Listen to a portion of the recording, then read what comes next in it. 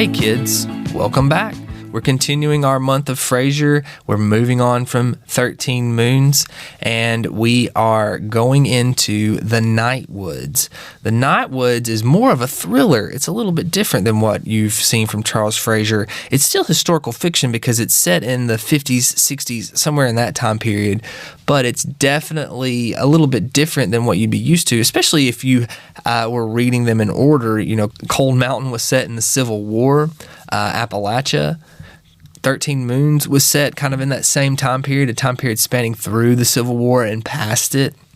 And then you get into the Nightwoods, and we're talking about a thriller, a man looking for someone, looking for money, someone trying to hide them, be very protective of them, and you're just sitting there waiting for the shoe to drop, essentially. When are they going to be found? What's going to happen when they are found?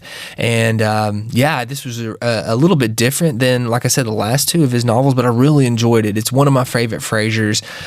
Going back, I'm getting to talk with Nathan Aaron, and we're going to talk about how we both really enjoyed it. And for me, I think that 13 Moons is my favorite Charles Frazier, but this is probably my second, and I think on the right day it might take first place. I really enjoy the Nightwoods. I really enjoy the time period that Charles Frazier set this in, and also it's in Appalachia, and obviously we have built ourselves the Appalachian podcasters. We're going to love reading a novel set in our area. We're so proud to be from here. We're so proud of our history. And again, that's what we love about Charles Frazier, is that he brings that out and brings it to the forefront and does a masterful job of the storytelling. So, again, without keeping you waiting, continuing the Month of Frazier, Nathan Aaron sits down and joins me as we talk about Charles Frazier's The Nightwoods.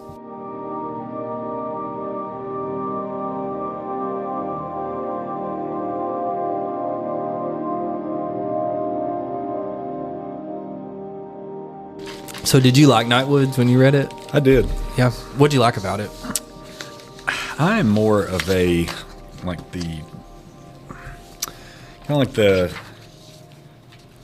like more of the darker feeling,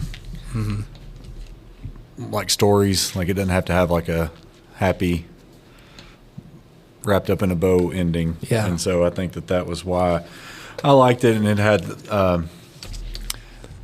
you had your basic stuff, struggle between good and evil, and you had, like a lot of Frazier's stuff, you have your isolation. Yeah. Like a lot of people, you're in isolation, and so it's almost like a exodus, wilderness wandering. Like you're alone. You've got to find your kind of way, and I don't know, just a lot of layers. But I guess I'm more inclined to the darker. Yeah.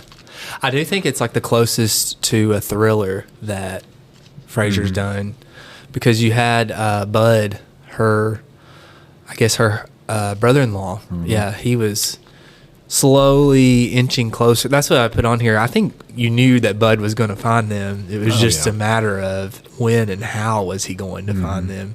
They kind of put you on the edge of your seat a little bit. So. Yeah. You knew he was going to, and that would have probably made me mad if he even though it worked out, but even if it, I agree. Do you think that that's something Amy and I talked about yesterday, because we did 13 Moons, which you've not read that one yet, have you? That'll be. I think that's my favorite one, to be honest with you. I'm really, even though I've just not had time to read as much. I've really liked Verena. Yeah. It's depending on how the last half of it goes. Like it may, in my liking, surpass the Trackers. Really? Yeah. Just depend. I don't know. There's something about it. Like I'm like you. I do find it a little disorienting, the hopping back and forth, and then you've got to refocus on who's talking and years and all that stuff. But it's I don't know. I just like the. Yeah. I like the story, like where it's going. It's kept me. I read through Nightwoods quickly, but I feel like this one's almost kept me engaged more. Yeah. We'll have to say that. We'll have to talk about Verena when you get done. I do feel like Verena is more structured like Cold Mountain, though. Did you feel like that? Because it's got those like vignettes where he brings the memory back, and she's like, "Oh yeah, well let me tell you about that." It reminded me a lot of Cold Mountain. But do you think his style is more similar? Because you've read now Nightwoods, Verena, and Trackers and Cold Mountain. Do you think his style? How would you compare that? Because we talk about that a lot. His style to Cold Mountain to these, or do you think we've gotten used to it? Because Aubrey Simmons, I let her borrow my copy of 13 Moons, and she usually reads thrillers and just speed reads through them. And she told me the other day, I asked her how it was going, and she said, I can't speed read through this because I feel like every sentence has value to it and that there's something behind it. And that's kind of how I felt when I was reading Cold Mountain. So I didn't know if maybe we had just gotten used to Frazier's style. Maybe. Yeah. I mean, I would say that that's probably accurate. Maybe you're gotten used to it, but I still just maybe at some point I need to go back and reread Cold Mountain because even though like there were good parts to it, it was tough. Not as tough as Blood Meridian because I did get through this one. Yeah, Blood Meridian was tough. I'm still not through it. How many McCarthy's have you read? 3, I think. Oh, 2 or 3. I know that you've read all the Pretty Horses. We read that one together. The Road. Oh yeah, The Road. And what was the other one that I said was so weird? Oh, was it Child of God? Child of God. Yeah. I don't want to talk about that one. Are you sure? I'm sure. I feel like when I read McCarthy, I understand his style now because I've read 6. But it does take me a while to slip back into it. But I don't really feel like that with Frazier. Like, I think I know what I'm getting in a good way. I'm not saying that's bad. Especially with, I still feel like that Cold Mountain's kind of offset from the rest of these. Yeah, and I think Amy had said that you all talked yesterday about like that it could have been maybe it was kind of intentional that he wrote Cold Mountain the way that he did to appeal to the mass audience, and then like you get the breakthrough, and you're like, okay, now I can write what's more of my. Which that doesn't. I mean, I didn't listen. I didn't just dislike Cold Mountain, but it was a lot more difficult to read. I like Cold Mountain too, but I don't know. I really like the Nightwoods. I think it was my favorite for a little bit, and then I read 13 Moons and really enjoyed the story behind it. But I think that I liked that it was kind of in, what is it? It's the 50s, 60s type of. I like that it wasn't so far. It was still a historical fiction, but not so far back. Yeah. Did you like that? Yeah, and I think like we talked about, this goes along with it being a thriller. Whenever I watch like thrillers or even like going into horror movies or reading stuff, like I'm more of the atmospheric like thing than any type of like jump or anything just shocking happen. And I felt like this one had like the good atmospheric feel. Whenever I was like reading it, I felt like it was like cloudy all the time. Yeah, like it was just like fog in the woods. That's kind of what I think about. Like it was always like in Seattle. So always like it was never any sun. Like it was just there's never any happiness. Kind of like a Cormac McCarthy book. Yeah, it's just whenever there were scenes back at the cabin, that's kind of how I viewed it. Was like a fog in the woods, overcast day, so not a lot of lights coming through, and then all the scenes. I've never really thought about that, but I see that now.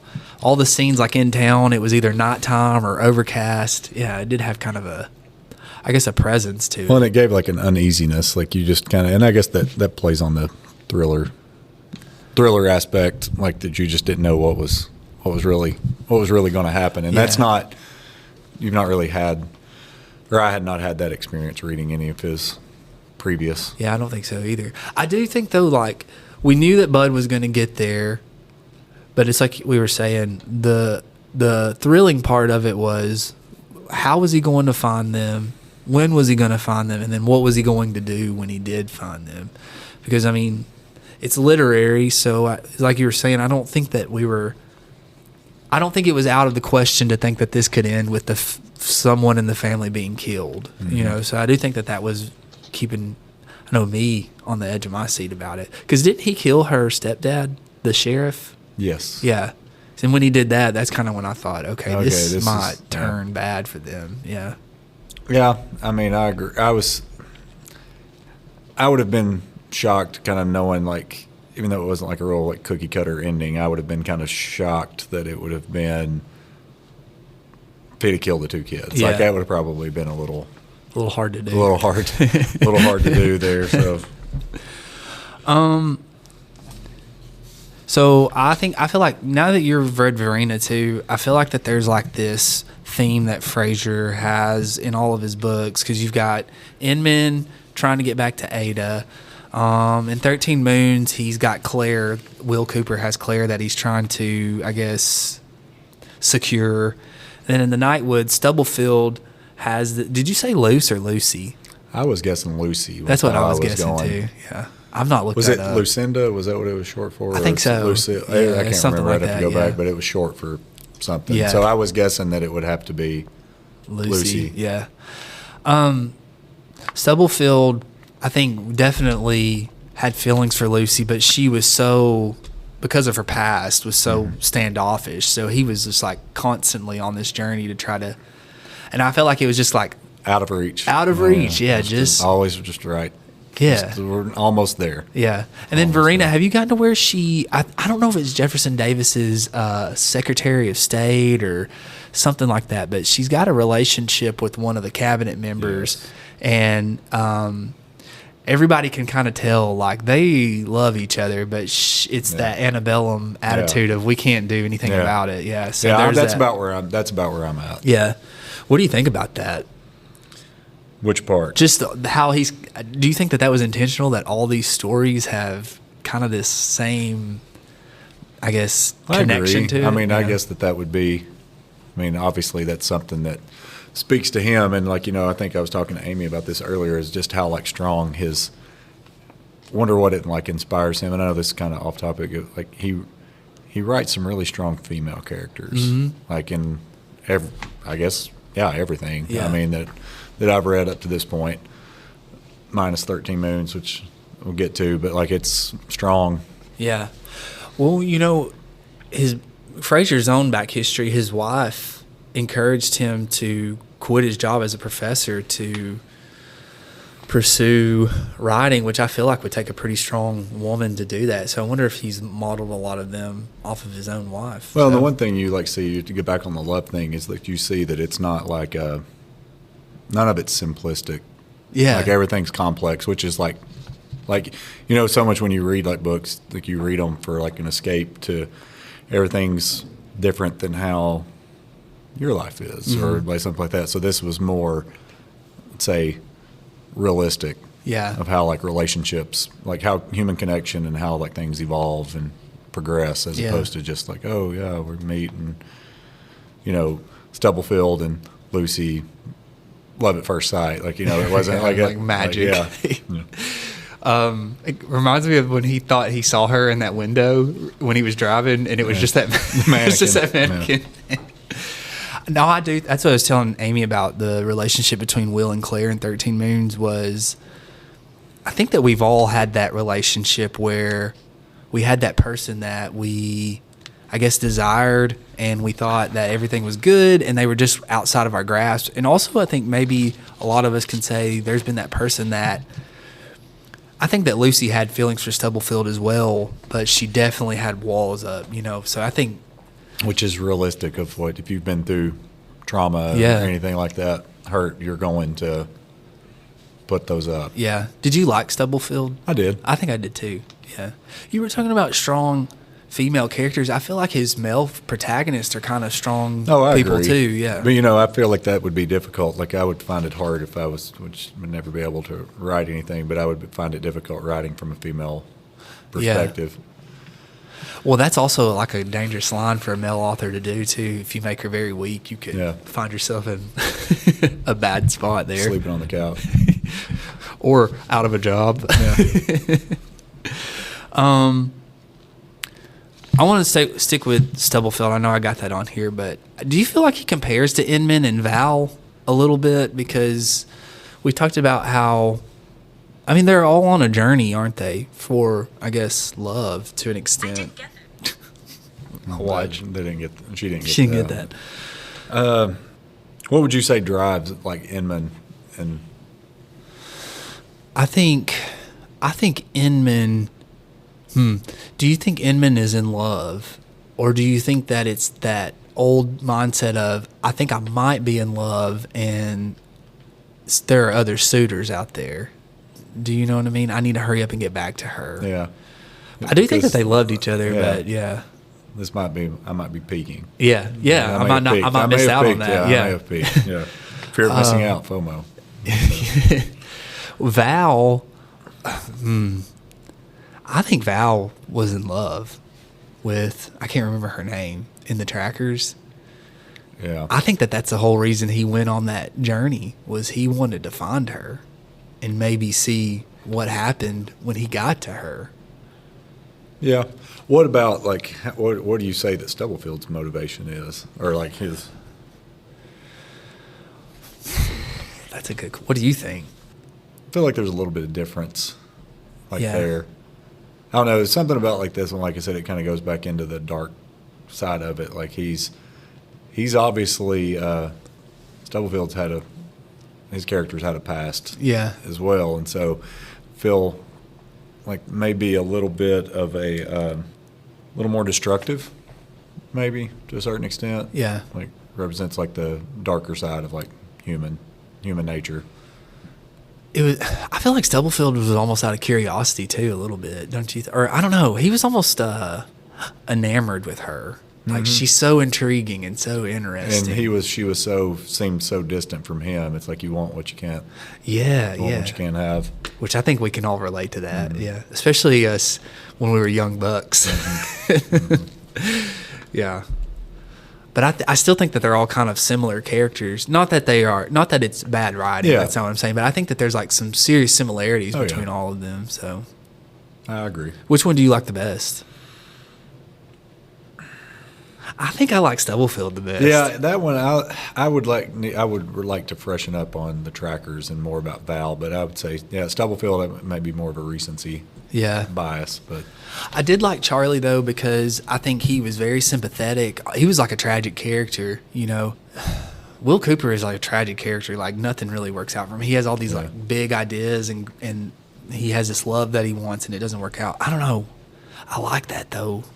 Isn't that bad? I like that. Yeah. Because at the end of the book, he's like a cranky old man shooting at trains when they go by. True. So true. We can relate to that. Yeah.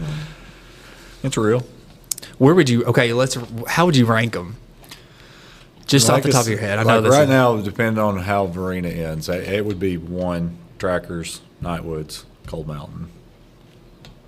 But again, I've got 50% left. I want to know kind of where we're heading. And I guess even though you've got something that takes place during the same time frame as Cold Mountain, it's amazing. Like, I don't know. I guess I'm more – because I guess reading this one, like, I'm more impressed with the amount of research Frazier had to do, because, like, you know that this was not stuff that he was just pulling out of thin air like that. Well, she's a real person. Yeah. But you know that, like, some of this stuff was very much steeped in research that he did. And so I guess that's why I'm more impressed, is because it's an actual person. And, like, there's some of this stuff that's probably very accurate. So I think that in Verena too, he paints the Civil War more realistic. Does that make sense? Than he did in Cold Mountain, because they're having to disguise themselves. And have you gotten to where Jefferson Davis left Richmond yet? No. Okay. When they get there, it's pretty brutal how they escaped and the whole town was there to they were going to attack them, and they took the whole treasury of the Confederacy. So essentially they had all the money with them, and people were really upset. I mean, that's been like it's so like scattered. I know. Yeah, it is. Yeah, I get that. Yeah. So I thought it's pretty brutal how they are having to, and the kids are being hunted too, you know? Yeah. So I thought that was a little bit more brutal. I think Verena gets better as it gets towards the end, though, to be honest with you. I've been the only reason I've not just like been going through that one as quickly is just because of just time. I've not, I was able to breeze through some over spring break, and now I'm only relegated to evenings. Yeah, I get it. Yeah. I think mine is 13 Moons. I think Nightwoods would be second for me. And then I think probably Trackers and Verena, and then Cold Mountain. But I really liked Verena. That's the thing. Like, I liked Cold Mountain not that it was bad. I liked it, but these 4, right? I just really like them. You know, they're all, and I think that they're all kind of similar too. So, and then like this goes into what I said about Farina. I think the more that I'm appreciating more now because of and you know that he spent so much time on Cold Mountain, yeah, doing it, but like the amount of time he spends like with each book, like I mean, we're 30 years since Cold Mountain was published, and he's written what 5 more books, 4 something more, like that, 4 or 5, something like that. So he's written 5, so because that's what she said in her email. He was working on his 6th. Yeah. So I mean, it's amazing. Like he's written really in 30 years 4 other books. Yeah. Do you think that makes a difference? I've wondered that. Like, if we didn't know any different, do you think that we would be able to recognize that, or do you think that it would just be something that we would gloss over? That the research do you think it makes it more, I guess, rich and complex, or do you think that we notice it at all? I mean, it does for me. I mean, I'd much rather read something like that somebody's putting that much thought and effort into, as opposed to somebody that's just churning out books every year, that signs a contract with a publishing company and says, "Oh, we're going to write, a book every year," like Stephen King, but he somehow manages to throw out 2,000 pages in a novel each year. Well, I think I saw where he said he tries to write 60 pages a day.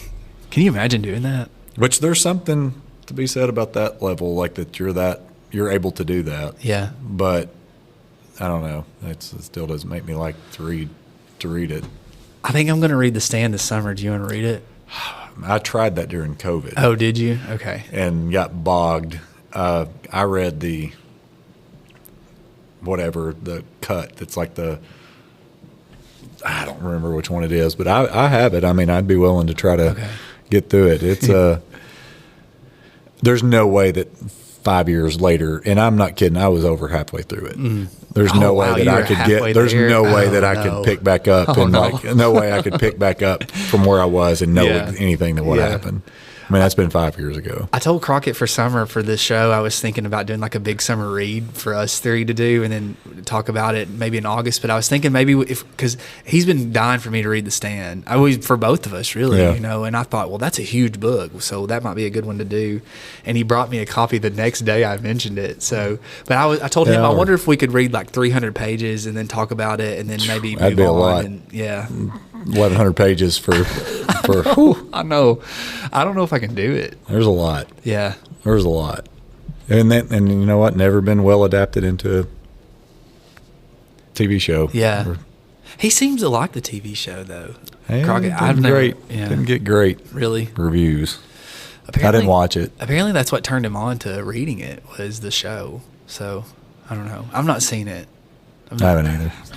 I just read a book Hannah got me, and it was 700 pages long, and about 550 into it, I was ready to move on. I was wanting something new. So 1,100 pages. That makes me nervous. What was it? It was Imaginary Friend. It was by Stephen Chbosky. He did Perks of Being a Wallflower. I'm in this with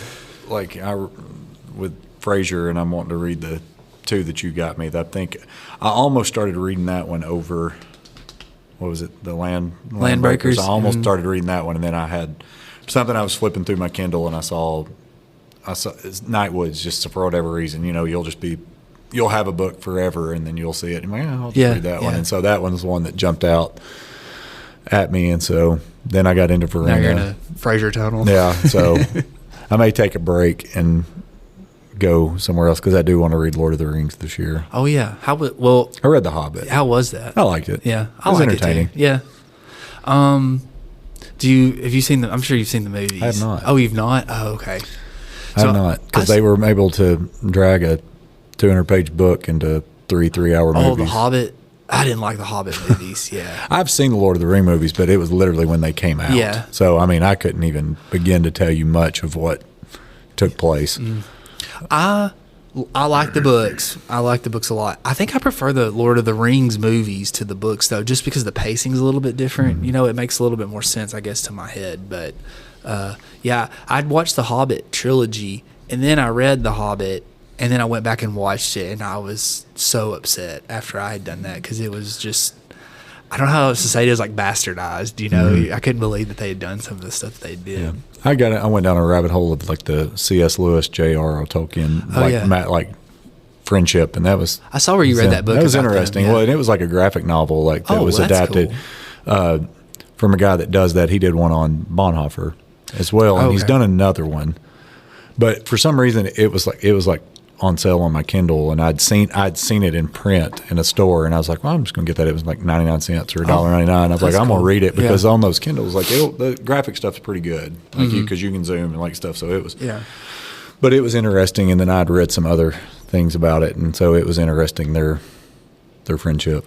I'm gonna get the Screw Tape letters so we can read it and talk about it. One. Yeah. It's a good one. I've got it on. It's a tough one. The thing is when I go to McKay's, I always go to check for it, and they like really value the C.S. Lewis stuff. It's so expensive. Went to the Nashville one over the weekend. Oh, did you? The worst one.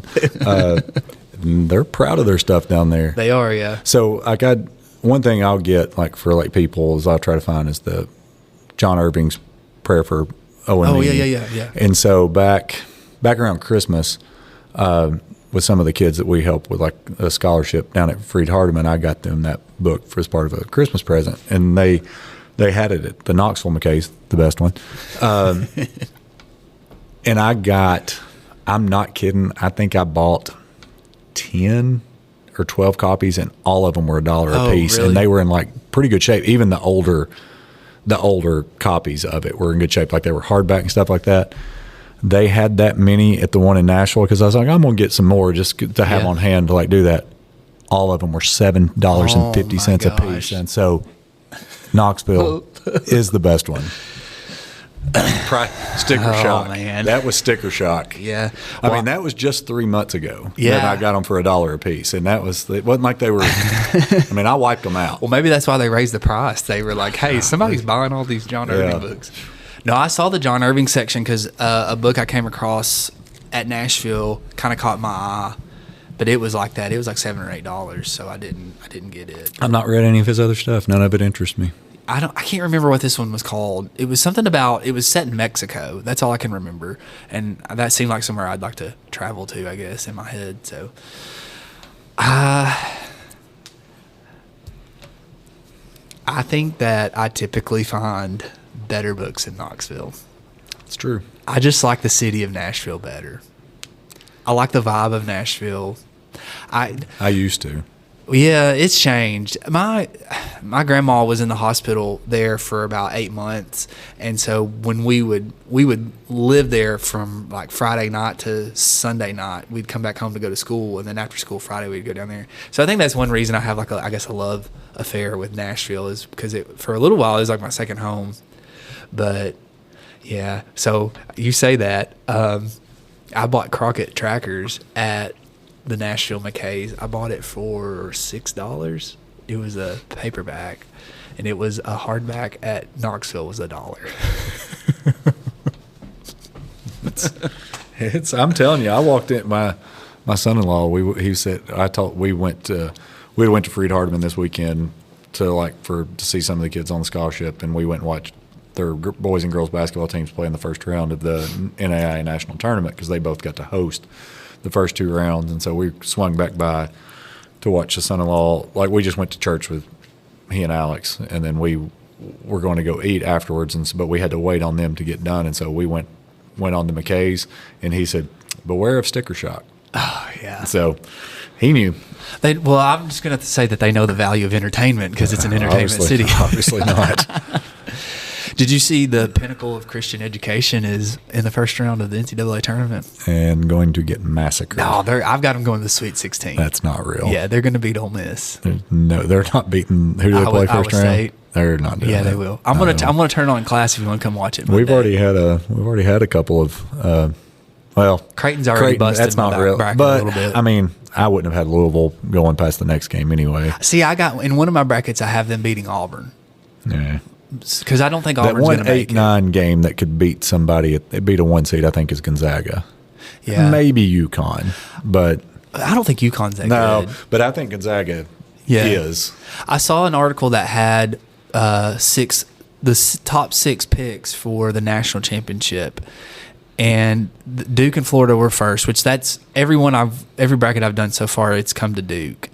And then he had Tennessee, Auburn, Alabama, and then he had Gonzaga on there. So my Final Four, I did a couple. I try not to do more than like 3 brackets because I'm like, I may do one that's more of like upset heavy that could happen, or more of what I'd like to see happen, and then one that's like more realistic. And I think that Florida, Duke, if Flag's healthy, Tennessee, as bad as I hate to say that, to me, those are the 3 best teams. I would have said Auburn a few weeks ago, but I feel like they've trended down. Yeah. But could still be. Bama would kind of be in that same boat. Houston, I just don't trust. Like, probably pretty good, but they just, I don't know, they've seemed to let me down.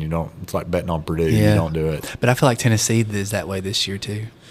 I've got the one that I would put money on. I've got Michigan State, Florida, Duke, and Tennessee in my Final Four, and I've got Florida, Duke in the championship, and Duke winning. So I've got Florida winning. The one I want to see, I've got Lipscomb in the Final Four. So, could you? Hey, listen, there's a Cinderella every year. Why not us? That's what I keep saying. Why not us?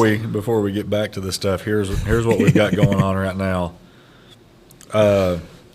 Gonzaga is up 20 on Georgia. Oh well, I don't think Georgia's that good. Halfway through the first half, Georgia almost got beat by Tech, and Tech's men could be good. I don't think they're very well coached, but BYU is up 11 at half on VCU, and that was an upset pick. Yeah, I've a had lot of VCU people. picked a lot.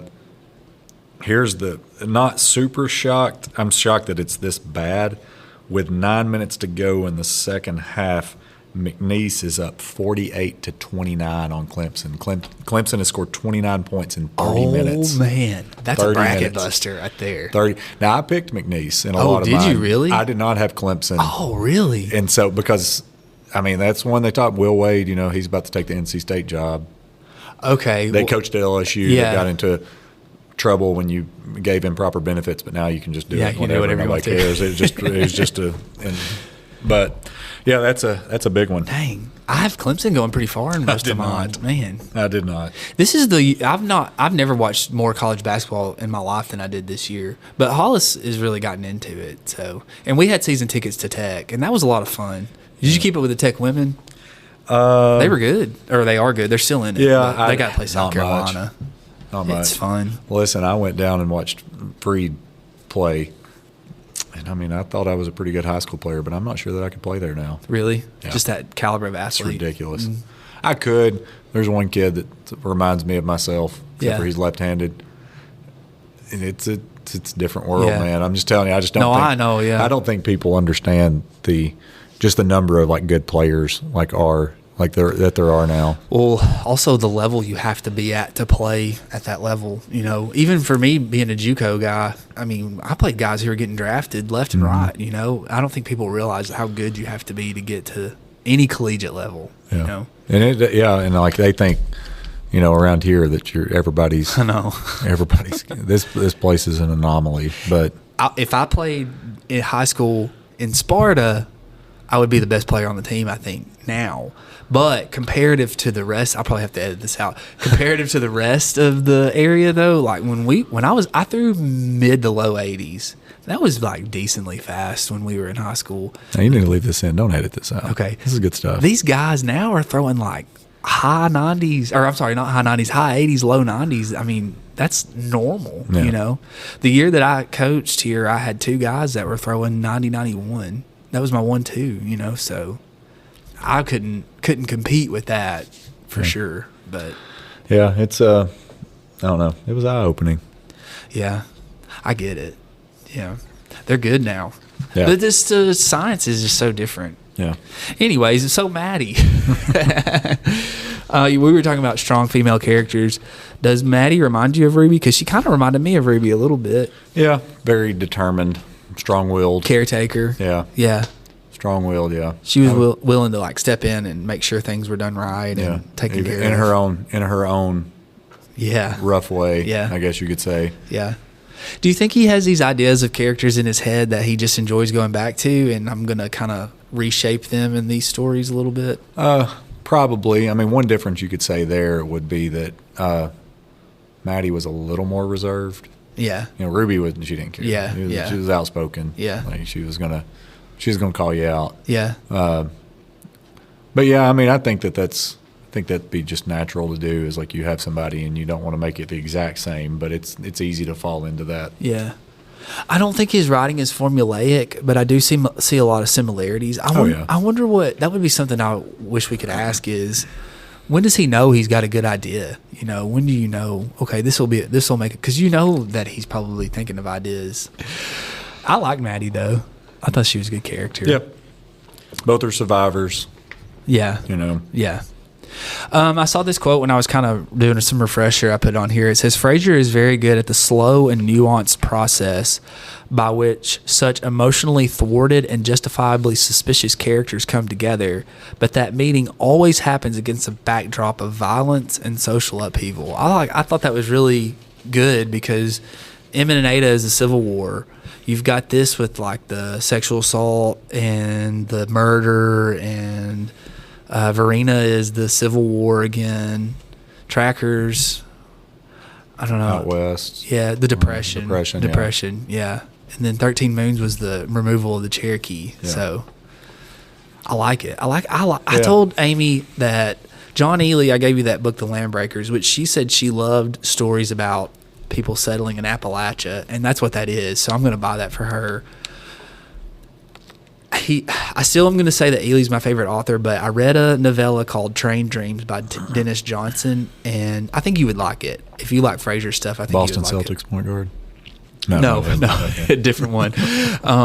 But it reminded me of like a little Frazier, because it had like the same kind of, he had this love, and he had a wife and kid, and they died one dies in a wildfire, and so he was away, and it was just like this unobtainable love, and I don't know, it was just very similar. It was historical fiction, but I keep referencing everything I read. I reference back to Frazier stuff, so I've kind of had I'm not saying this reluctantly, but I've realized that I think he's probably my favorite author. I think just because I feel like if I keep going back to his Frazier, yeah. Oh, I agree. I'm about to that point because even though I wouldn't rate any of them in my favorite books. Yeah. Like per se, like my top 5. Like they're still like I don't know. I'm like you. I've started comparing them to it. Everything I read, I compare back to it. Yeah.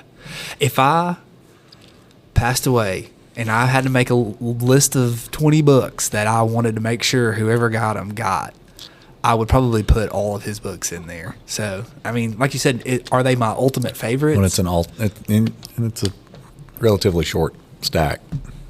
So, all my books? No, the Frazier. Oh.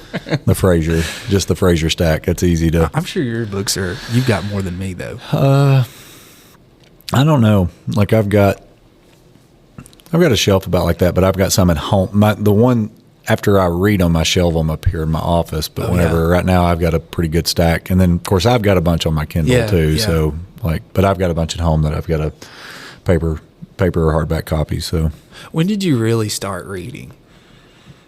Because I feel I was a reader when I was young. I was too, and then I got into high school, and I don't know if I felt like I was too busy or maybe I would get made fun of, but I kind of fell out of it. And then just probably in the last 5 years is when I've really gotten back into it. I've read a lot when I was younger.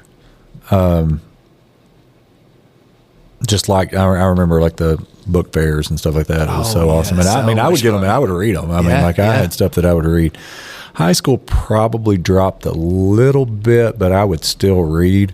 But I remember I would read in college. I remember looking back, we had more of like a guilty pleasure, but they were easy to read. Was like when you read like when I was in college, the Da Vinci Code and Angels and Demons were hit, you know. But that was, you would stay up all night reading those because like the chapters were like 2 pages long. And I mean, you just didn't. I'm just going to read one more chapter. I'm just going to read one more chapter. I'm just going to read one more chapter. And then like you've read 400 pages and just like still like wired. But I read pretty steady, but I would say in the COVID probably picked me back up to reading more than what I did before. But it was not out of the ordinary for me to read 15 to 20 books a year before that. Yeah. And now it's like, it's, Yeah. a lot more. Yeah. I think when we had Annie, I started reading because it was she wouldn't nap unless I held her, and so it had to be quiet, and that's when I kind of picked reading back up again, because that's when I read Lord of the Rings. I would sit there and read while I rocked her, and that would be like 3 and 4 hours at a time, so give me something to do. But then the pandemic happened, and I was in it. Yeah. I've read a lot since then. Of course, I think I read like 90 something last year.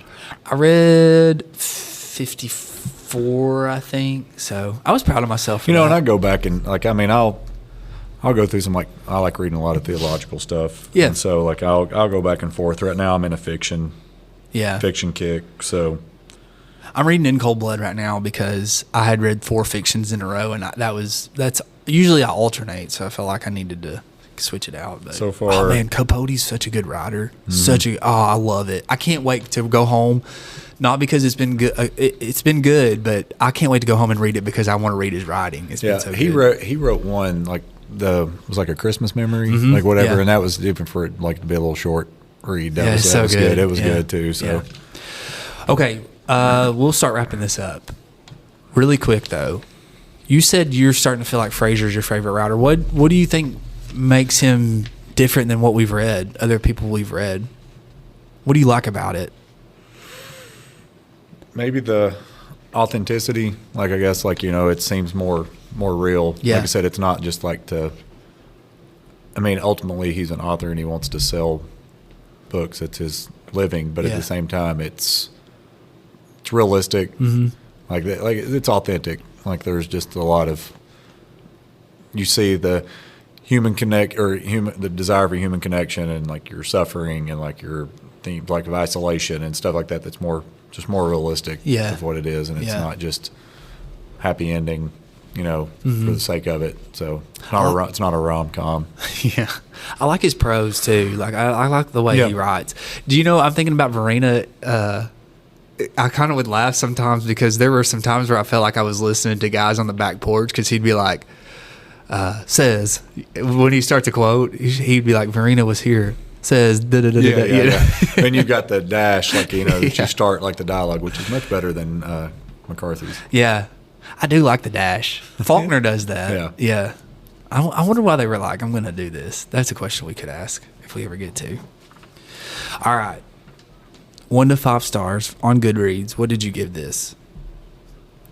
I think a 4. 4. I was leaning 3.5, which would have been probably more realistic. But at that point in time, I'm going to round up. But it was. I enjoyed it. I enjoyed reading it. Yeah. But why do you think when you look at these, if you look at his thing on, if you look at his reviews on Goodreads, why are most of these sub 4? Man, that's a tough question. Because that's another thing I asked Amy yesterday. Why is 13 Moons or Verena or Nightwoods or Trackers, why are these not as popular as Cold Mountain? I don't know. I wonder if... Verena's out of almost 14,000 ratings at 3.66. Yeah, which is that's low for a... but Cold Mountain was a 3.89. Yeah. What is Nightwoods? Nightwoods is a 3.66. I bet Trackers is his highest. 13 Moons was 3.74. And the Trackers was 3.70. Oh, wow. I would have thought that would have been. Because I read that one after we read Cold Mountain, and I immediately was like, this is so much better than Cold Mountain. Mm-hmm. So do you think it's snootiness? Do you think it's that? Maybe, or is it just more regional? That's what I was going to say, too. Kind of regional, that we appreciate it more because we're at least close. Yeah. We've been there. Yeah. Yeah, I would say we're Appalachia. When you've got two of your books are about the Civil War and you don't live where the majority of the stuff took place, in that area, you're, I don't know, maybe you don't. Well, that comes. It seems like a lot of the books we've reviewed have been Appalachian books, so that goes into what we've been talking about. Do these books mean more to us because of that? Because you recommended them, and we only read what you want to read. Oh, I know. I know we joke about that, but I said something to Crockett Tuesday. We did one of these, and I said, what did I say? Oh, I read Zora Neale Hurston's Their Eyes Were Watching God, and I was like, you need to read it. And he goes, okay, I'm going to read it. And I noticed like the last 4 books he's read have been ones that I've asked him to read, and I said, wow, I really do tell you guys what to read. I've been trying to tell you. I don't. I do it just for the heck of it. Like, I just say I'm not going to do it. I'll get around to it. I'll read the Screw Tape Letters. Yeah. It's I would say it's a short read, but it's not an easy read. Yeah.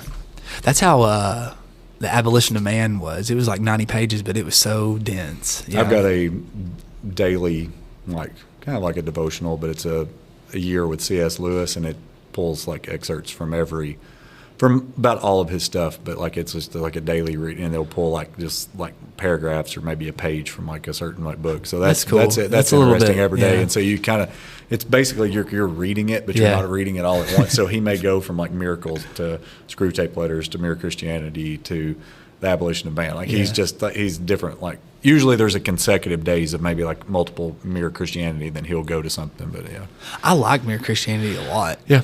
I read that one, and I've read those are the only 2 Lewis I've read so far. I've tried to read Narnia, but those are good.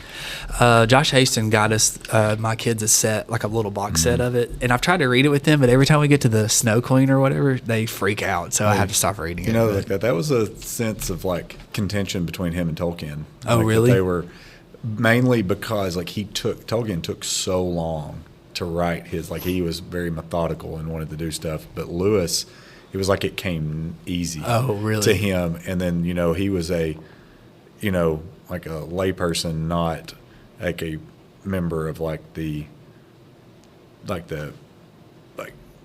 clergy. Yeah. And so he was also like, Tolkien didn't like the fact that he would speak on theological matters and he wasn't clergy. Okay. And so there was a little bit of like contention. They never had like a huge falling out, but they did drift apart as they got older. That's like interesting. It wasn't because they used to all get together and like once a week and like discuss. What was that pub that they would go to? It's so famous. I can't remember the name of it though. I can't remember off the top of my head, but that was interesting. Like seeing how they, you know, and Tolkien was nominated for was up for a, maybe I can't remember, it was the Nobel Prize for like, I think it was the Nobel Prize for literature.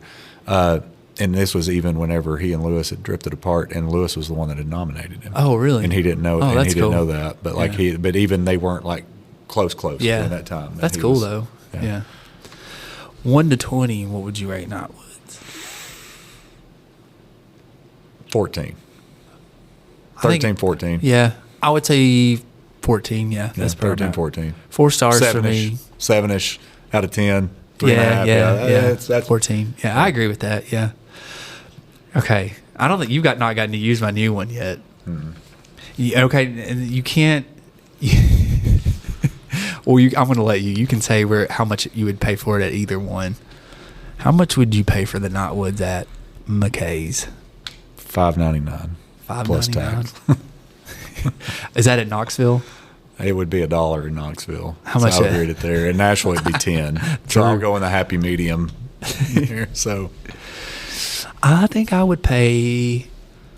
Well, it's Charles Frazier, and I'm going to go $7.50. Yeah, I'm going to take into account that I've read most of his books and I've come across it. I'm going to probably say $5.50, $6, somewhere around there.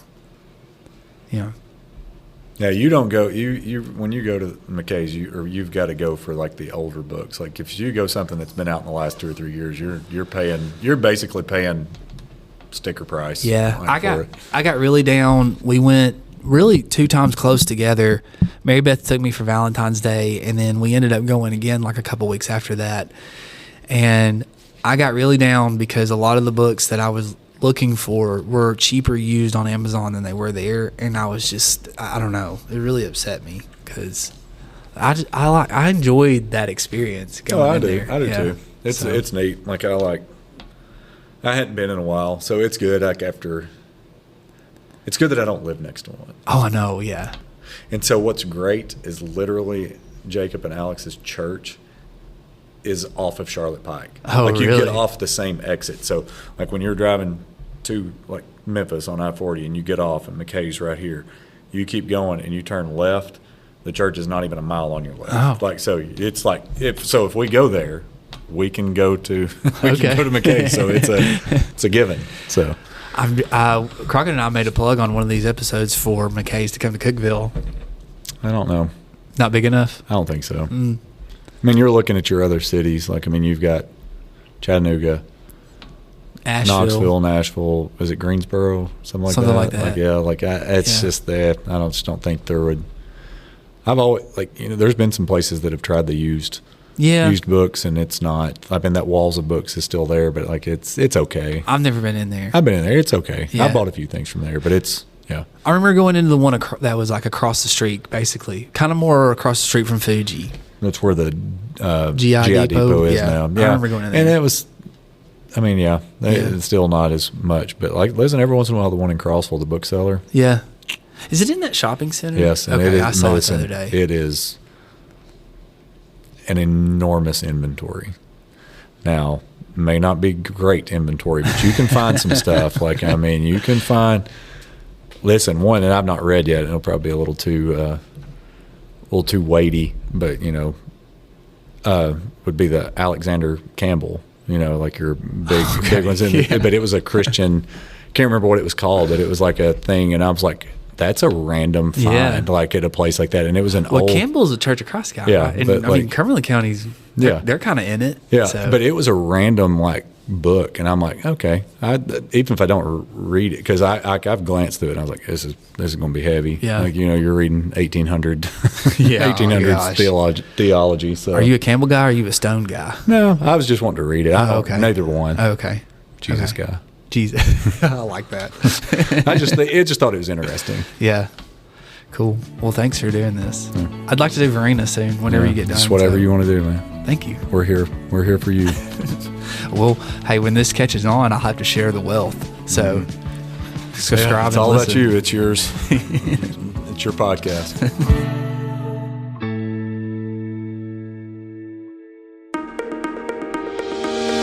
Hey, if you're a fan of good conversations and fresh takes on literature and the kind of school stories that stick with you long after the bell rings, well, I've got a podcast for you. It's called With Honors, and it's where my high school students have taken the microphone, not just to analyze books or talk about our lessons, but to reflect on what we've learned this year, have conversations about what surprised them, how our literature and classroom experiences connect to their real lives. And we talk about everything from symbolism and Poe to the pros and cons of class pets, and all through the voices of smart, curious students who have learned to speak their minds. New episodes drop regularly every week, and everyone is a snapshot of what it looks like when students take ownership of their own learning and have a little fun while they're at it. You can find With Honors on Spotify, Apple Podcast, and our YouTube channel, so check them out.